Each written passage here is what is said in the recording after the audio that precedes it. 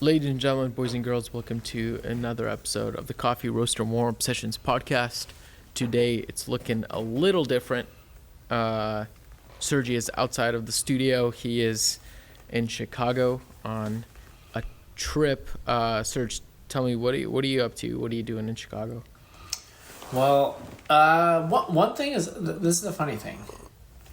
My first visit to Chicago, I flew in for a meeting with a client and literally took a red eye, met with the client for 12 hours and flew out basically.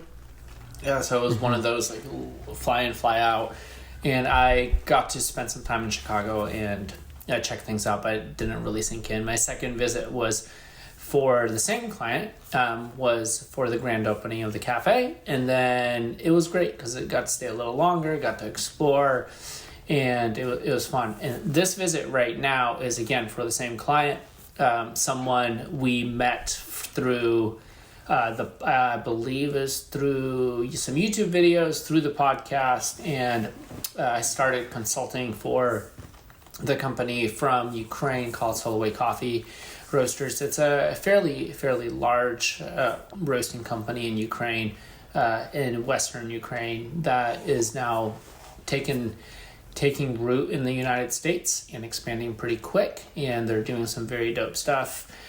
Basically, my role in this has been helping them with specialty coffee in the U.S. market. Like, they know specialty coffee, they do a really good job, but my role is more or less helping them do that in the United States. Everything from just consulting on a few ideas and what does coffee look like in the United States, especially specialty, and then also the classic management like in the U.S. market, because management in the United States, kind of like people management and how cafes operate in the United States, is slightly different than overseas or in Ukraine specifically.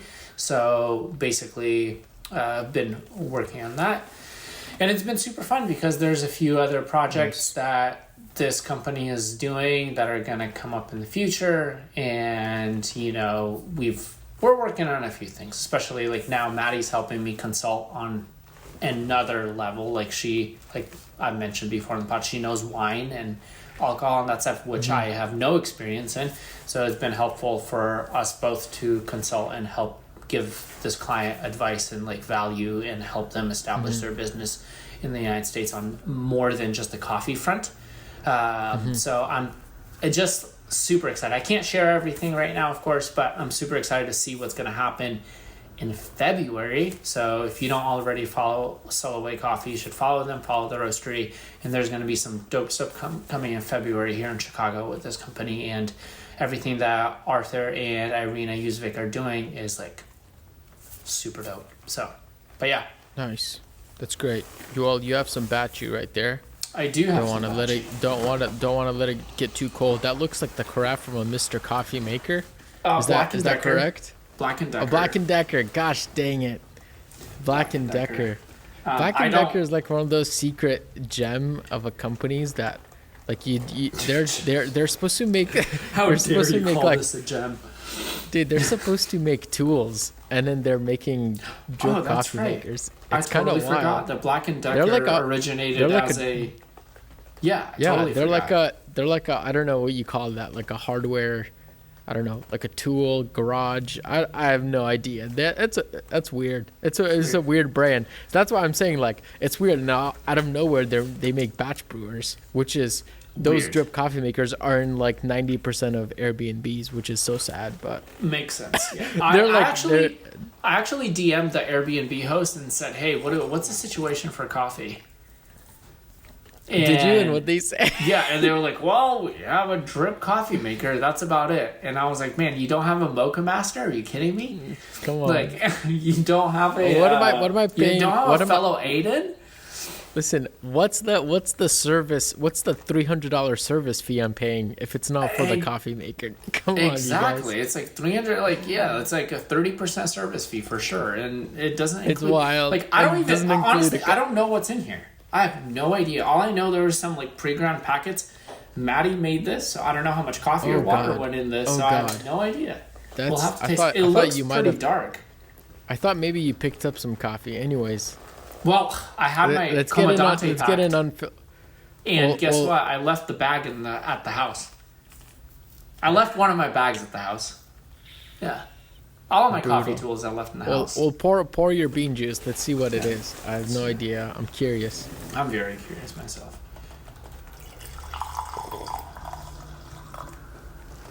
Wow. Yeah. Some nice crusty batch brew instead of a fancy glass Oh, dude! cup. Wow. What are you getting on the Incredible. aromas? Oh gosh. Incredible. Tell you, I'm definitely concerned. not getting fruit.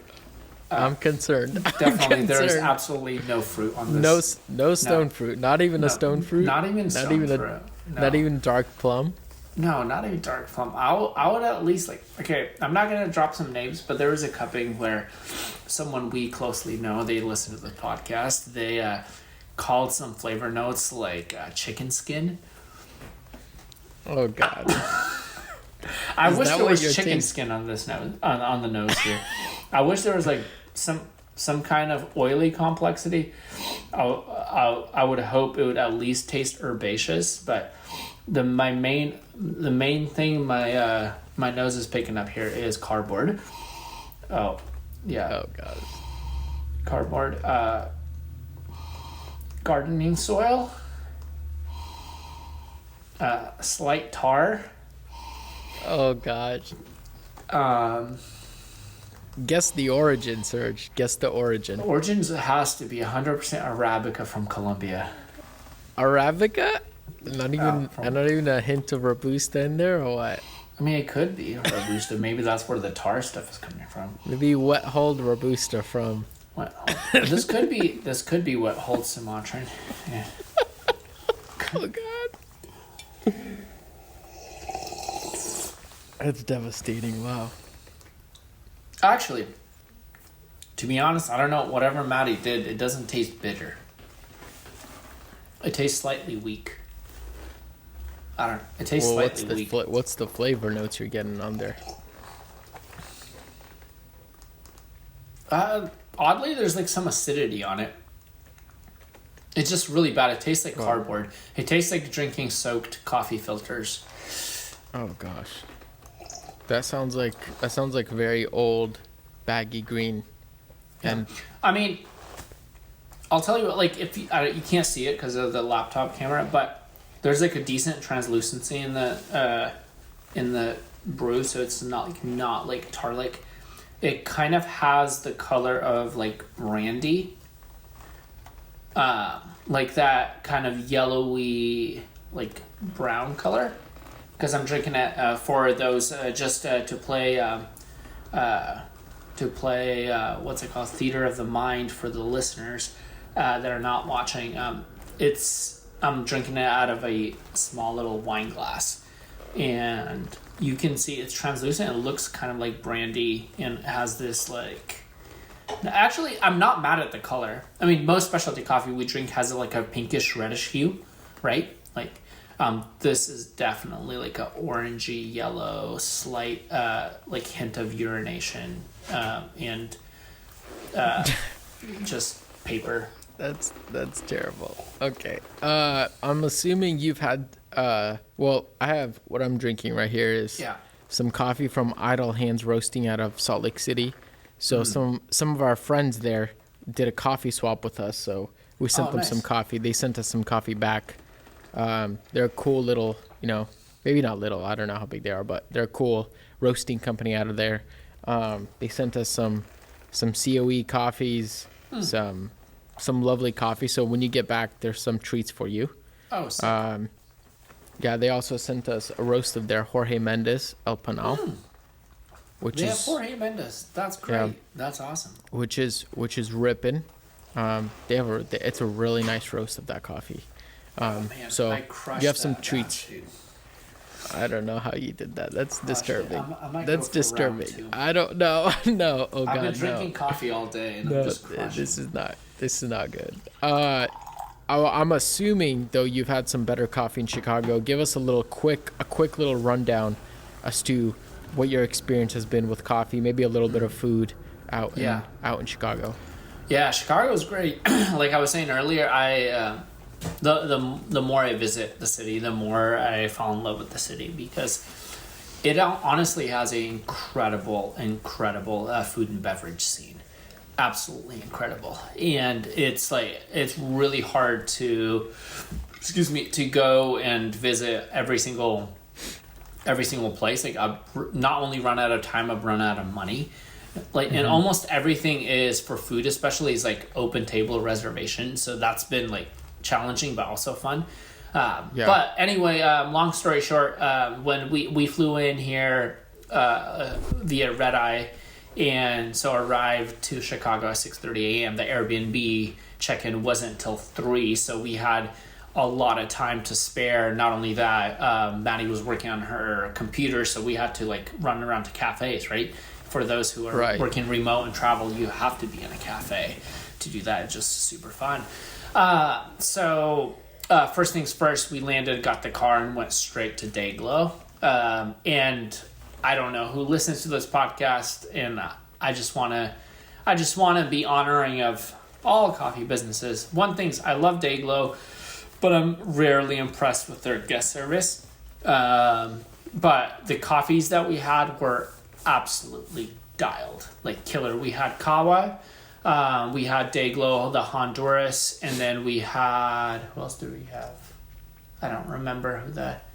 We had like 4 different coffees. I don't remember. I know for sure I had a filter from Kawa, which was absolutely incredible. It was, wow. I love Kawa. And then the Dayglow espresso is a anaerobic natural Honduras. It was nice. It wasn't anything like wildly complex, but it was like an anaerobic natural. It had a big punch of fruit on it. It was tasty. The espresso itself was brewed so well. And then also the other milk drink I had was just like super satisfying. It was super good. Yeah. Coffees were excellent. Guest service is a whole nother conversation we don't have to get into. Never impressed at that spot. We popped out from there, went and had breakfast. It's nothing super wild and fancy, but it's called Beatrix. It's kind of like a breakfast coffee kind of corporate-y vibe, where unfortunately I had to pay $140 in parking. What? Yeah, insane. Parking is like $30 for 30 minutes. I remember the last time I was in Chicago. Yeah, you can pay like $30. I mean, for like an hour or whatever. It's pretty nuts. It's insane. Downtown has no street parking. But $100 for $100+ for parking. That's insane for breakfast. I'll be honest. It's we expensive. parked the car once and we walked around we were there for about 4 hours. Oh, okay. That helps a little bit. Yeah, it's still expensive. Two. Honesty here. Transparency, vulnerability. I was wearing a pretty big coat, and I stuck the parking ticket in the coat, and then went to the car to pull out my parking ticket, and it wasn't in my pocket. No. So you had to pay the $100 fee. Oh God. Yeah, but anyway, at the end of the day, it was still it was a lot for parking, but because the car stayed in there for a while, the $100 kind of wasn't as big of a fee as if I would have paid it immediately. What I should have done is just not panicked and didn't move the car and pay for it. Because I panicked, I moved the car and just went to another parking garage.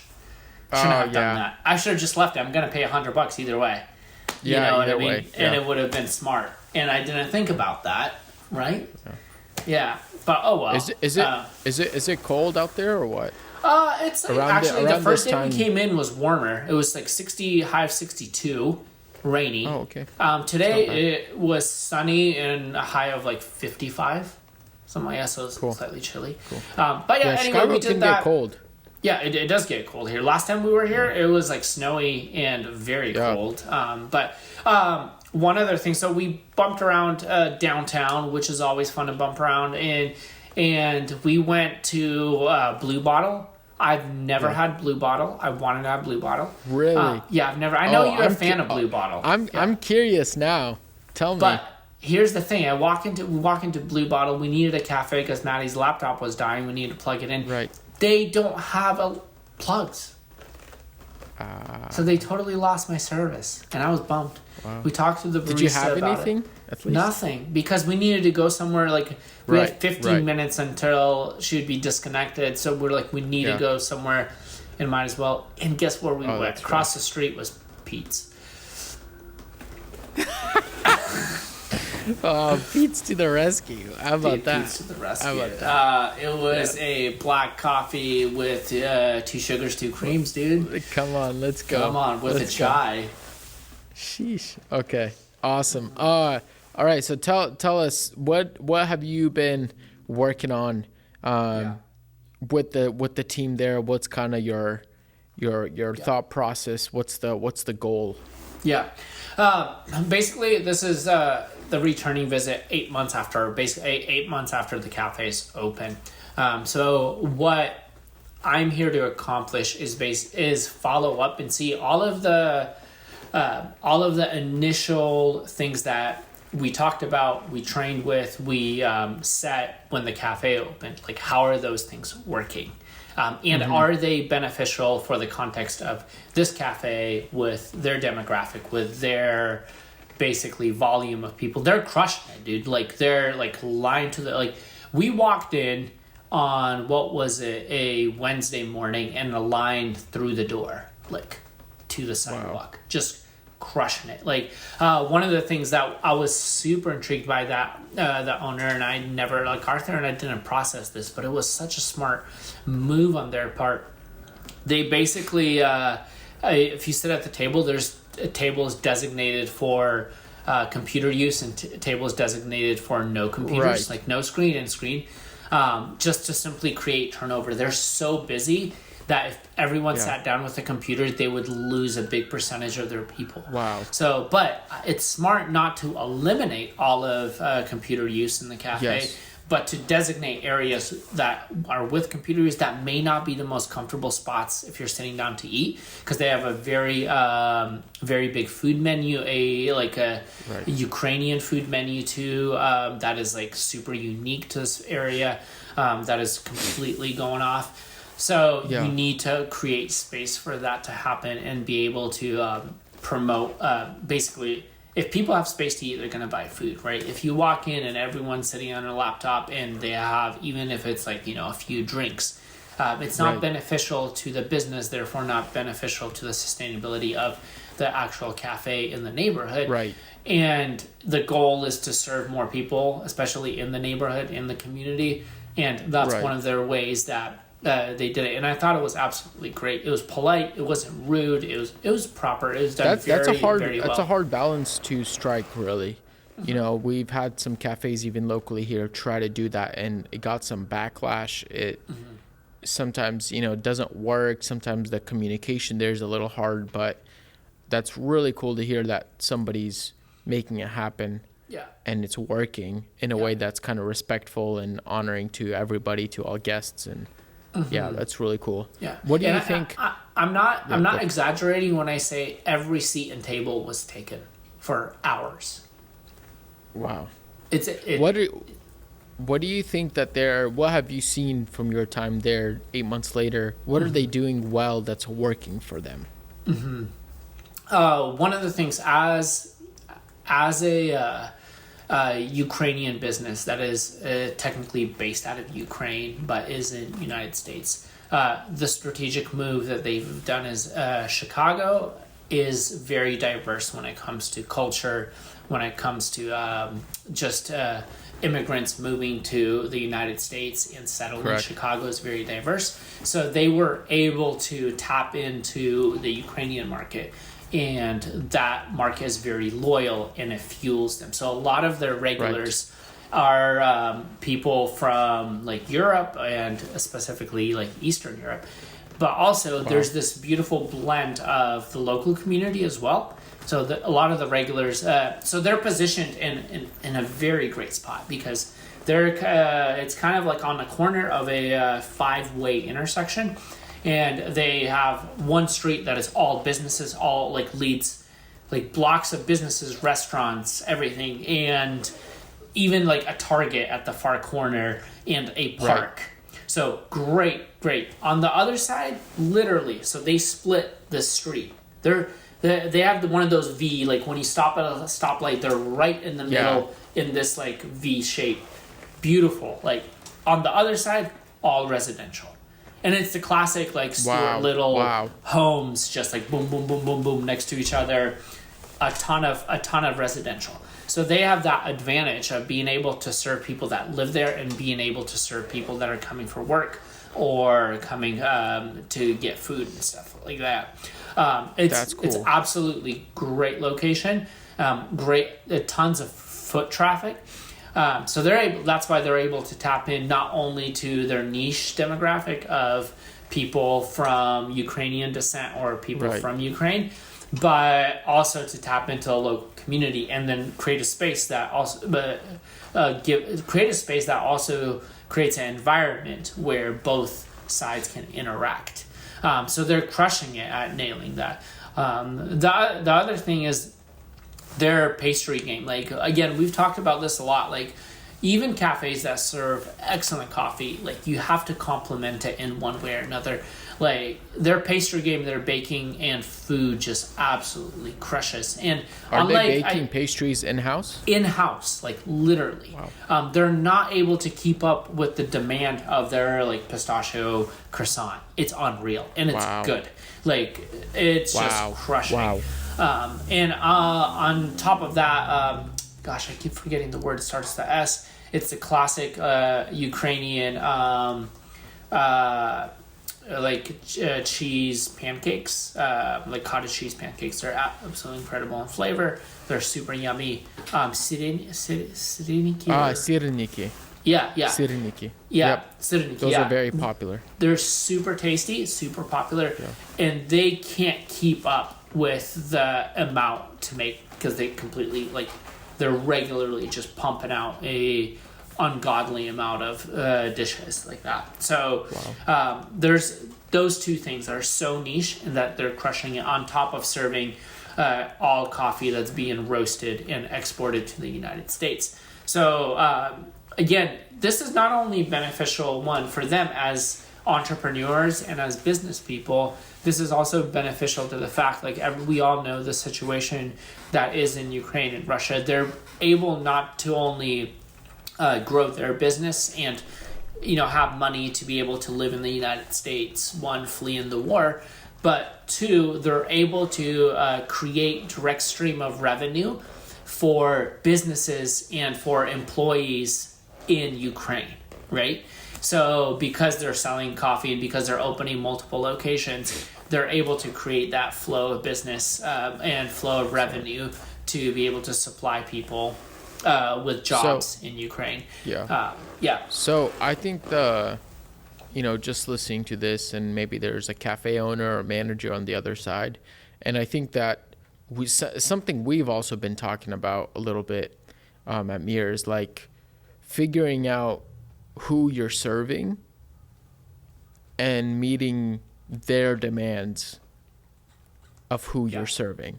Mm-hmm. Finding, you mentioned it as finding your camp of people or your group of people that you're trying to serve. You're trying to bring value into their lives by providing a beverage, a roasted coffee, a pastry, whatever it is, and figuring out what are they looking for, what do they want. And I think it's a little easier for them because it's very ethnic and it's Ukrainian stuff. It's foods that is going to hit with the Ukrainian audience. Mm-hmm. And I know, so that's a huge win for them, but that may not be the case for everybody. Yeah. Because not everybody can just be, some other nationality and bring in a different cultural food. But I think there's some value to saying, okay, here are the kinds of people that we're serving. Let's do the best possible, quality level that we can to serve that specific demographic. Right. And by quality, I know quality can be a little subjective, just like art, but to a specific audience or to a specific group of people that are coming into your shop that you want to serve, that target demographic is going to have their own quality. Does that make sense? Like, they're going to have their own standard. Yeah. Yes. And I think that's where the golden nugget there is actually curating to their standard, because they're your target people. Right. Yeah. But that also doesn't mean that other people won't come, just because it's Ukrainian foods, maybe Ukrainian kind of inspired, but that doesn't mean that other people from the community are not going to come. But it's solidifying that core that, that might attract that core audience. Correct. But that, of course, other people will come with it. But I think nailing that down is both challenging, I think, for a lot of businesses, but is also important. I don't know. Yeah, Andre, the manager of the cafe, and I sat down on our on the first morning that I started working there, and we just chatted, and I asked him the question, like, hey, what's been working? Like, what have you accomplished for yourself, and what have you accomplished that you're like, okay, this we don't have a problem with. This is excellent. Yes. And I wanted to talk about those things, because those things are they're really important for him to flesh out and to hear, and then also for me to realize, okay, those are the things, like I'm not here to bring an opinion of how things should be done, because that's how I do them. I'm here to see, okay, what is working for you and what's not working. What can we learn from what's working, and what can we use that information to be able to problem solve for the stuff that's not working. And one of those things that I kind of thought through and chatted, well, I'm like, if Sereniki are selling like hotcakes, literally, if they're selling really, really well, what are some things that you can take and riff off of that? Like, so what's a dish that you can say, okay, this is a very niche thing for our niche market, but what can we take from the other market that is comfortable for people that are not in the niche market and add it on top of the Sereniki? Like, combining flavors, combining dishes. That is, again, you're making that dish and that product so dialed and so unique, but you're also being able to expand your customer base without losing your niche space, right? So you're able to create more opportunities for customer acquisition without just choosing, okay, well, if Sereniki only come with, blueberries, we're not going to mess with that. Well, what are other traditional dishes that you can come up with that include those flavors but don't actually look the same, right? So you're kind of expanding your product, but you're not taking something away. You're adding onto it so that you can acquire more customers that would feel more comfortable in ordering something new, because they already know. So that was one thing. The other thing, when he shared a few things that they were like, okay, this is working, but we have a line at the door. How can we be faster behind bar? And that's what I love, like a smart manager like that. That's like, hey, I've been working here from day one, and I probably don't see something. Like, you, as someone who was here in the beginning and now coming back 9 months later to check in, you are probably going to notice something that I don't. So one of the things like I did is, like, today I just worked on bar with the staff. That's it. I just worked on bar, and I observed, like, okay, what are you crushing at, and what are some things that are slowing you down and not allowing you to basically serve more guests, because if there's a line out the door, the goal is to get as many people out. They don't have a problem with people walking in. Their biggest challenge is, how can we serve more people efficiently with the highest quality possible? And what are some things that they're not seeing that I probably see as someone who's coming in with some fresh eyes? So we basically all day today is I kind of learned those things, looked at a few things that I'm like, okay, these things can be improved. And then tomorrow I'll follow up some other staff and be like, okay, this is a little tweak that we can make. Let's see if it works today.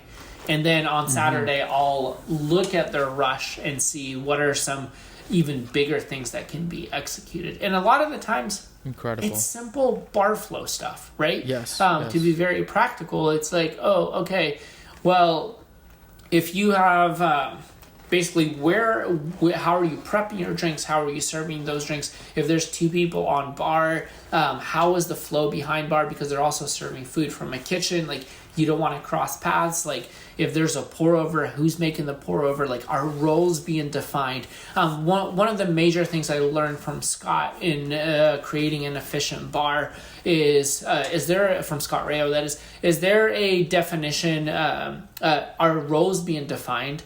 Is there economy of motion? And is everything mise en place? And you can basically break down efficiency on those three major things. And if you fix those things, you will have a much more efficient bar. But also, every bar is different, right? Every build out is different. So economy of motion, or economy just of steps behind the bar, is going to be different from one cafe to another. So me coming back to this cafe and witnessing what, when you have 5 people on the floor, what's the most economical way for these baristas to move. But also, if baristas and staff don't know what their actual role is behind the bar, they're going to be moving everywhere, right? Right. You don't want that, because you want to clean up the movements back there so that everyone can actually do their job very efficiently, be very productive, and that's actually what proper teamwork looks like, right? Yeah, that's excellent. Wow, that's excellent. That is good stuff. Yeah, that's really killer. I think we're probably gonna be wrapping up the plane here, or landing the plane here. But when you get back, maybe we can take apart some more things that you experienced and saw. I think this is already like a really great, really awesome, exciting insight for cafe managers, owners, and stuff like that. Is there anything else that maybe is like top of mind right now that you would want to mention about, I don't know, maybe like another helpful tip, or maybe just a little fun little quirky insight that maybe you saw that you didn't expect to see or to notice? I don't know. Give us one more nugget of truth, and then we'll wrap her up. Yeah, I would say it's super important. One, from my perspective, is to walk into a cafe that I know. My goal as a quote unquote consultant is to bring value, and sometimes I have to set aside my preferences. Whether that's like, I would love to see every single shot measured to the 10th of a gram, to understanding like what works best in this context. And that is coming from the perspective of me as a consultant. So I need to bring value to that. From a cafe owner in that context, you have to understand, okay, what works better for this team? And as a owner and as a manager, is what can I create, not just because I want it, but because it works better for the overall team. It's choosing team over personal preference. I think that is absolutely key, and that is a sign of good leadership and management. Because I'm not saying you always sacrifice personal preference for the efficiency of the team or for the well-being of the team, but you have to distinguish what is your personal preference versus what actually works. And when you are able to distinguish that, one, as a cafe leader, but also as a quote-unquote me as a consultant, then things actually just, that's where the rubber meets the road. Things get practical, things get very, very down to the ground, nitty-gritty, and you can execute and start actually doing stuff instead of talking about it. Yeah, right on. That's ripping. Well, Serge, enjoy the rest of your trip in Chicago. Safe travels back. We'll maybe do a follow-up episode talking about some more stuff. But yeah, friends, ladies and gentlemen, boys and girls, thank you so much for joining us on another episode of the Coffee Roaster Warm Sessions podcast. Remember, if you're looking to pick up some tasty coffees, we have a nice fresh menu ready for you guys. But that all being said, remember, as we always say, reflect what's good.